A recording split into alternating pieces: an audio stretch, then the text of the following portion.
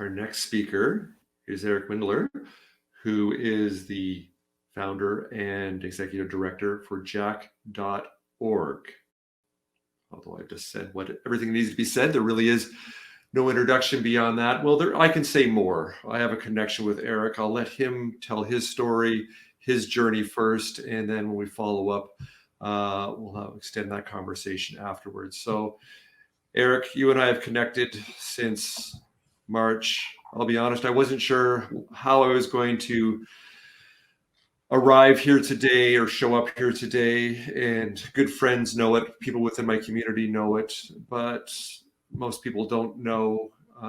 First time I've shared in a public forum like this is you and I, for better or for worse, are now bound by the same tragic loss of our sons committing suicide. And having met you in those early days and getting introduced to jack.org was such a critical and precious connection and lifeline for us that I can't thank you enough for those early conversations of what you shared with us, of what you could, of where we were during those first raw few weeks of this trauma. So I do thank you and do consider you a friend, even though we haven't had the pleasure to meet in person yet. So, Eric, I do want to turn it over to you now and share with everyone here your story and the story of jack.org.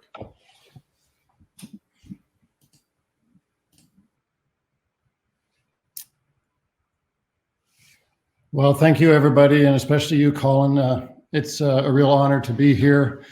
And you'll really understand in a few moments how I really resonate with the entrepreneurial community. So it's a real pleasure. And thank you also to Rivers and Farah. I really related to both those stories incredibly as an entrepreneur, but also as somebody who's really gotten into meditation and mindfulness. So I really liked how you brought both that authentic story, Rivers, and your experience, Farah. So thank you. So I'm going to tell you a little bit about jack.org. I'm going to see if I can remember how to move the slides along. But before I do, I thought I'd introduce myself a little bit. And I've actually changed up my remarks just hearing the previous two speakers because I think it's relevant. I'm from the East Coast. I was born in Halifax, lived all over the country, but went back to high school in Halifax. And I'm actually a lifelong entrepreneur myself. So I just wanted to share a little bit about that because I think it's relevant to some of the success that we've had. Started with a paper route at 11 years old, delivering the Globe and Mail around the suburb outside of Ottawa where we lived at the time. But there's something really interesting. My father and his brother from the Maritimes at one point blew the biggest entrepreneurial opportunity they could ever have. And they talked about it a lot. You know, they did well. They were both engineers, but they had the opportunity to get the entire East Coast dealership for Volkswagen before Volkswagen was really a thing, probably back in the 50s or something. And they said, no, that little thing will never sell. And so they went on and had good careers, both of them. But I heard about that story, and maybe that motivated my entrepreneurial spirit. Took a business degree at Queen's, started in the consulting world with Accenture, but really just looking to find my way into entrepreneurship. And got involved with the automotive business. Myself and a partner grew a pretty significant business. We had 12 factories and about 2,000 employees when we sold the business in 2003. And then I spent about 7 or 8 years in the software space. That's when our life changed. And before I get into that in too much detail, I must tell you, I always credit, yes, I'm the founder and executive director of jack.org, but my lovely wife, Sandra Hannington, is my co-founder. Without the family support and our friends' support, we would not be here. This fun picture of young people are actually at the top of Grouse Mountain at one of our local Jack Summits that happens out in BC each year. And just thought that was a relevant slide to share with you. But moving on, our life completely changed on March 28th of 2010.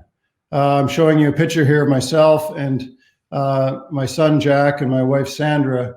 And this would have been within a year before we lost Jack. And we were a family that I would have described, in February of 2010 as the luckiest, happiest, healthiest family. But one of us was struggling. And back in those days, far too many men and far too many people were struggling in silence. So we didn't know how to look for signs and symptoms and ask the right questions. And certainly Jack was probably too ashamed and maybe too scared and too self-stigmatized that he just couldn't reach out. So our welcome to this whole field of mental health was a call from a police officer. And he unfortunately had to come to our house and inform us that they had found Jack and he had died by suicide at his residence room at Queen's University. So that's the sad part of the story, but it gets very hopeful. We gradually picked ourselves up off the ground. I didn't go back to my job ever. My partner was very good with it, and he's still running our software business today. He sort of repaid my investment at cost over 5 years, but I really credit him for that. And I was sorry to go, but I had bigger fish to fry, so to speak. So quickly, the way it came about is we decided to initially make a significant donation for us, six-figure donation to Kids Help Phone in Jack's memory. And that was interesting, but when we turned around about 3 times, we had raised about $600,000 or $700,000. It was our immediate friends and family and community, and it radiated out suddenly to people we didn't even know who resonated with our story because we were quite open about our story. So as a precursor to Jack.org, we actually then set up a pilot program for 2 years at Kids Help Phone, got a lot of guidance. We were the Jack project at Kids Help Phone then. We got a lot of guidance from Kids Help Phone about how to set up a charity properly, how to evaluate all your programmatic activities, etc. And what we found was that this important, vital topic of youth mental health, and I just want to underline to everybody, this is by far the biggest health issue for young people, by far, and it's been super exacerbated by COVID. And secondly, suicide alone is the second leading cause of death and the leading health-related cause of death of young people. And that's just not acceptable. And it often happens because young people, they don't have the skills and the resilience and the sort of the toolkit, that you saw Rivers talk about, that he built over time and learned how to manage his own situation. When it hits you hard that first time, and you're in deep depression and you're ashamed and embarrassed and you can't talk about it, that can be tragic, and it happens far too often. But we learned in this pilot program that the biggest part of the biggest challenge in the youth mental health space is that the young people themselves were being left out of the conversation. And I mean left out of it. You'd go to a youth mental health conference and there'd be 200 professionals there and maybe 4 or 5 young people. They just weren't part of those conversations. And we decided that it's important to have their voice and their context at the table. And we had already landed on that by the time we incorporated. So when you set up a charity, you incorporate, just like many of you have done, and then you apply for charitable status. And because we had done that good precursor work, we got our charitable status in under 60 days, and we were off to the races. At that time, in the July of 2013, there was myself and 2 summer students. And now, as you can see, we have a staff of 48. Full-time staff. Currently, they're all in Toronto except 2 are Francophone staff based in Montreal. But with COVID, we're starting to think maybe we need to distribute our staff across the country a little bit. The important part of our model is we scale it by involving young people who, about 3,000 of which volunteer in our programs all year long at Jack.org. So they're not out there raising money for us. The odd one does a little bit of that. They're out doing the programmatic work, and it's a real peer-to-peer model that is super special. And the other, we're only located now in Toronto and Montreal, but we actually have activities and feet on the ground in well over 200 communities in every province and territory. And I'll just briefly tell you what we do at Jack.org. We train and certify youth speakers. So these young people volunteer to go through 50 hours of public speaking training to learn how to safely and hopefully share their story. and not to use triggering language or inappropriate language when we talk about mental health. And I'll even say to Colin, a tiny learning point, we don't say committed suicide. That dates from the time when it was an illegal act. We say we lost someone to suicide or they died by suicide. It's much easier for the family to hear that, and it's much easier generally to engage the population that way. So Jack Talk speakers, there's now 150 of them trained each year across the country. They actually go out and give Jack Talks, which are presentations at high schools, colleges, and universities. We now have taken them all virtual. So we have a recorded French and English talk, a classroom edition for teachers, and a home edition. And that pivot has allowed us to even grow the talks program this year during COVID. More young people are seeing those talks than have in prior years. And frankly, it's a lot more convenient to not have to travel and send your young people all over the country, but we hope to get back to that soon. So the Jack chapters are our boots on the ground in, approaching 250 Jack chapters at communities all over Canada. Again, high school, college, university, and community chapters. So we have about 10% of them aren't affiliated with a school. They're more in a community center and anywhere that young people like to gather. These chapters put on initiatives all year long, educating their peers about mental health, really trying to lower the shame and stigma surrounding mental health. And this is something that it makes me want to talk about River's story a little bit because, he was a man, I think he was 40 when it struck him. Had he had the tools and knowledge going into it, he probably would have even, found things a little bit easier going through it. It's critical that our young people understand how to take care of their mental health, how to recognize the signs of struggle in their peers, and give that initial support to them to get them some help. So that's Jack Chapters. They make all these wonderful initiatives all year long to keep things going. And then we train our young leaders at Jack Summits. And these take place all over the country. As I mentioned, there's one national summit here in Toronto. There's 6 regional Jack Summits in the West, in the Prairies, in Ontario, in Quebec, in Halifax. And the one I'm proudest of in many ways is our Northern Jack Summit in Yellowknife, which brings young people together from all 3 territories together to have a conference. And trust me, that's no mean feat doing that. Together, we call it the Jack.org network of young people, and we're really trying to seed every organization, every group of people with some knowledge around mental health. And our aspiration is to have meaningful interactions with 25% of young people age 15 to 24 by 2025. And the hope there is that means that almost everybody will have someone in their circle of friends who understands this and can bring that message to that group. It's so important. Just like Colin is doing here today, bringing this important message to his circle of entrepreneur friends. The last program that I want to talk about is our resource, Be There. This is a digital resource, as you can see, at bethere.org.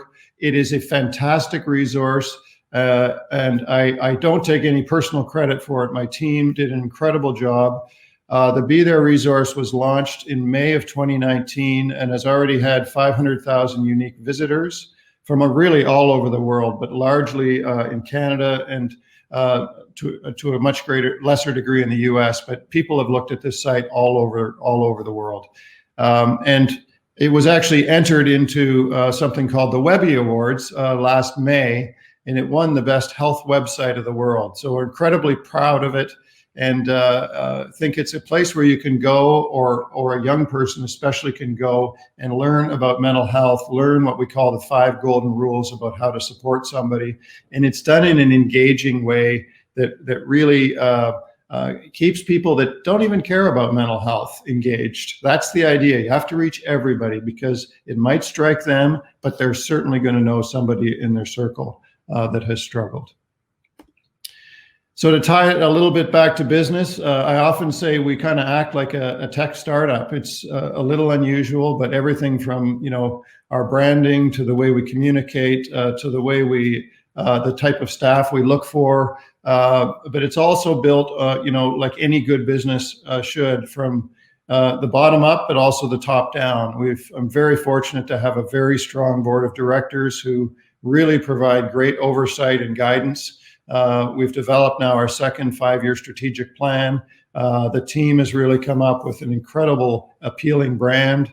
It's really important in our business, and I've seen this, I've seen this in my business background as well. Focus is so key.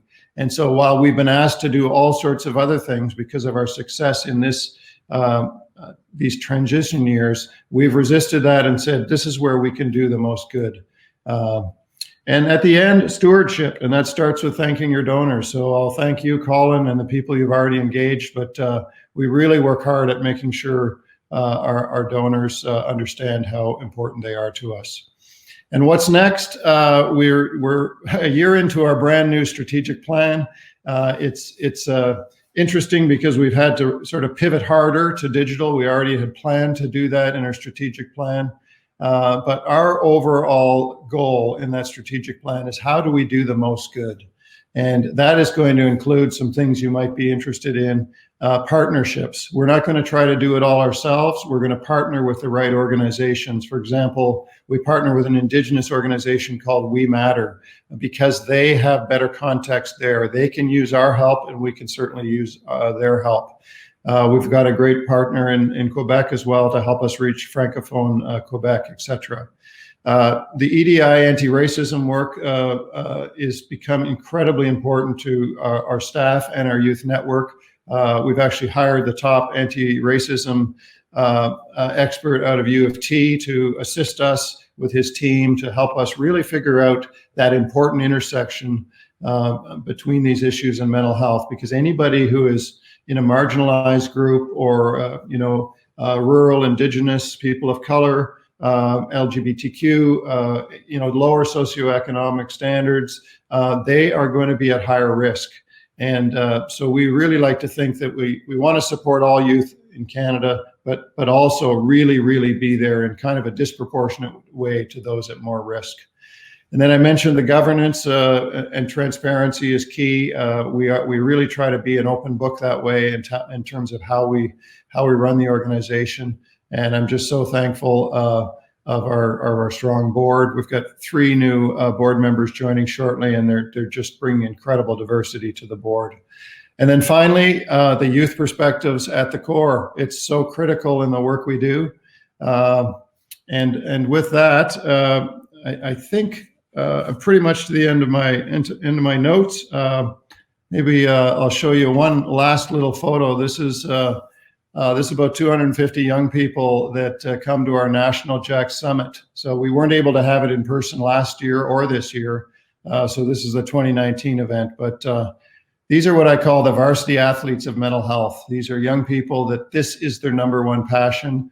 And they could be doing anything, but they care so much about this important subject. We're really proud to be there supporting them, and they help support our work so greatly.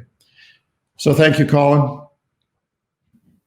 Eric, thank you ever so much for sharing the story. It's such an important story and such an impactful platform that you and your team and your wife have created and continue to create 10 years in after your loss of your son, Jack. And I just wanted to ask you this, like a lot of businesses, early growth, startups, mature businesses, Fortune 500s, that transition after COVID. How do you see Jack.org working? Is there going to be a hybrid model between all the good things you've learned through digital and then on the ground that are so important for you? Is that baked into your 5-year strategy now, or is that something that still needs to be when it comes to it's a great question. When it comes to the digital, our plan called for us to be doing things about 18 months from now. That's how fast we've been able to speed things up. Because frankly, we had more resources. We've had to make a few different hiring decisions, but we've had more resources because we're not traveling around. We're not doing all sorts of things. So we've just kind of shifted some things, and it's really allowed us to pivot effectively. So when we call it, we think this will really help with our long-term plan as a complement to the return. You can't replace a Jack Talk, for example. It's good online, it's well done, but it's not the same as those 2 young people being on that stage in front of, 300 high school students in an auditorium, and they're sharing their authentic story, and literally 25% of the audience is relating to that story, because that's what the statistics tell us. So the return to normal, getting these big summits back together, getting people, that's an experience for them that, is kind of a life-changing experience. I remember the very first summit, and a young woman got off the plane, had never been out of Nunavut, and walked into the convention center we were at in Toronto, and literally it was bigger than any building she'd ever been in. And the experiences like that are just so wonderful to share. But we really see it as a compliment. Sorry for the long answer. Oh, of course. And I do know we want to be respectful of time here. We do have one comment from Brenda. I know Brenda quite well. She knows that on our weekly show, anybody that donates to jack.org, I do sing to them. I'm not going to be singing today, Brenda, if you make a donation, but I promise you this, on Tuesday at the end of the show, I will sing to you then. But no, I'm not going to be warming up my vocal cords today. So I'm going to spare everybody that here today as we keep on moving. One thing I wanted to quickly mention here, Eric, perhaps you give a little plug. I believe May 29th, I believe you have Jack Ride, which is going to be virtual this year. Can you tell us quickly about that? Well, thank you for that. Jack Ride is our biggest fundraiser of the year. Normally, we get about 1,250 riders together at a ski club just outside of Toronto, Caledon Ski Club, because it's great riding territory. And we had to take the ride virtual last year, kind of in a reactive way, because all the riders were signed up, and then COVID hit, 60 days before the event. But it went remarkably well. And, some people rode from their cottage, some people, we actually had riders lightly sprinkled around Canada. So this year we've made a firm decision, responsible decision to go virtual and go really coast to coast this year. So we've got riders signed up already from all over the country, and we're really trying to encourage people, because there's no limit this year. And it can really make a difference from a fundraising point of view. It's a well done virtual event. We'll be helping riders get on routes together. They get their jerseys supplied to them. It's easy to find. I'll pin it up here. It's at jack.org/ride. And for what it's worth, the lowest price, the early bird price, it goes up on Sunday night. So if anybody's interested, they should do it before Sunday night. And I should mention also that Trans-Canada Trails reached out to this year. So we've used that as a thought process and said, well, not everybody has a bike. If they want to hike, if they want to swim, if they want to do something else to raise funds for jack.org, we're all good with that. Wonderful, wonderful. We'll make sure also on our weekly show, we will keep promoting that. And apparently I'll keep singing every single week as we go there. One last thing I wanted to ask you, of course, being in the tech space for so long, of course, your ultimate goal is to get traction and to scale and to go global. With what you created with jack.org, sadly, losing loved ones by suicide is not contained to just Canada. So everything that you built here, do you reach out as a thought leader, or as an opportunity in the US, Europe, everywhere? What have you done on a global scale? I'm sure you've got lots of inquiries over the years with what you've created with jack.org. So I've personally attended all the global youth mental health conferences. It's a big thing that happens every 2 years. It's by far the biggest global meetup. And through that effort, which I've now been to 8 years of them, we've made tons of relationships. And so as a Canadian charity, we're charged with doing our work in Canada. So it'd be a big strategic shift to move into another country. We're not quite ready for that, nor do we think we should go in and compete with other good charities doing their thing. So our mission is to do the work here, but openly share it. Many of you may be our tech entrepreneurs. That's IPO. You've got to keep in under the hood, so to speak. But resources like our Be There resource, free to use. We share it with partners. We learn from them and share it back. And we actually have an offshore funder who helps fund our international partnership work. And we will be growing more in the US, though, in a way, because this partnership that we formed under Be There is with a similar foundation in the US called Born This Way. And I don't think I mentioned, they have a little more famous a founder. It was Lady Gaga and her mother. And they're at this point, they're still a bit of a smaller organization than we are, but they're now helping us develop another level of Be There, a training certificate version. So, and they're spreading the word about Be There across the U.S. So we're really pleased with that strategy. Wonderful. So I guess from the, the tech nomenclature, in a way, you have an open source mental health advocacy in a way, right? Yeah.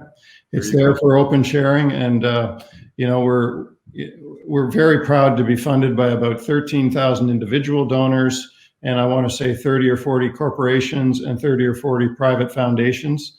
And that's sort of those two buckets split in half, the individuals and the foundations and corporations. But no one donor, and this is how a business should be run too, no one donor represents more than about 5%. So that's helping us. And we've been fortunate that we've, I would say, punched above our weight from a fundraising point of view, which has allowed us to make the growth happen fast. Right. And that's difficult, especially in these times, though. Well, I'm glad you had that level of growth when we need to lean upon you and we were introduced, because, the work that I do now, and I know the work that you've done for almost more than a decade now, if there's just one family that does not have to endure the hardships that we've had through, it would all be worth it. And that's really why I'm so supportive and heavily involved in any way that I can. And once again, I'm honored to be affiliated with all the good work that Jack Dog Org is doing, and we will continue to do so. So thank you, Eric, for taking the time and participating today and telling your story. Thank you so much for having me. Great to have everybody. Looking forward to the next speakers. Thanks so much, Eric.